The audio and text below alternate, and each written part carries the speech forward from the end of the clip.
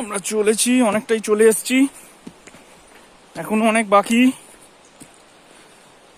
রিয়া যাচ্ছে হেঁটে হেঁটে, মাঝখানে জুতো খুলে গেছিল, এই জুতোটাকে বেঁধে দেওয়া হয়েছে, ফিতে দিয়ে জুতো সোল খুলে গেছিল, জুতোটাকে ফিতে দিয়ে আমি বেঁধে দিয়েছি, কিছু উপায় খুঁজে পাইনি, তাই ওইভাবেই করে দিয়েছে।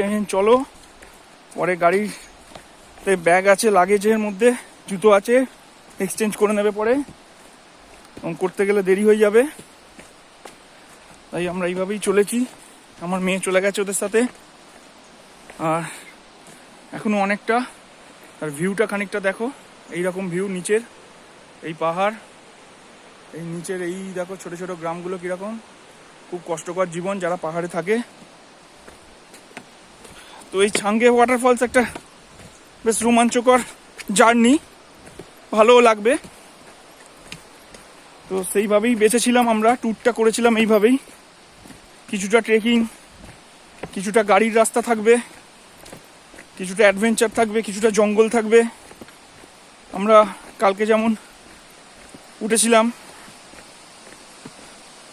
টিফিনধারা ওয়াটারফলস, টিফিনধারা ভিউ পয়েন্টে, তো সেটা পুরো জঙ্গলের ভেতর দিয়ে গেছিলাম।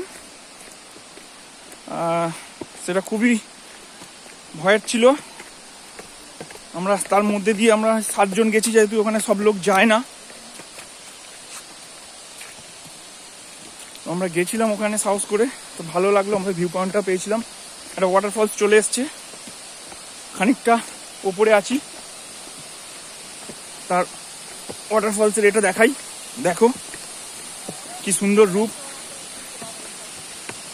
কষ্ট হলো, কিন্তু কষ্টটা সার্থক হয়ে গেল। এই দেখো ওয়াটারফলসটা দেখো, এই দেখো, আরো নিচে যাবো, এই ওয়াটারফলস, এই যে অসাধারণ অসাধারণ, মন ভরে যাবে।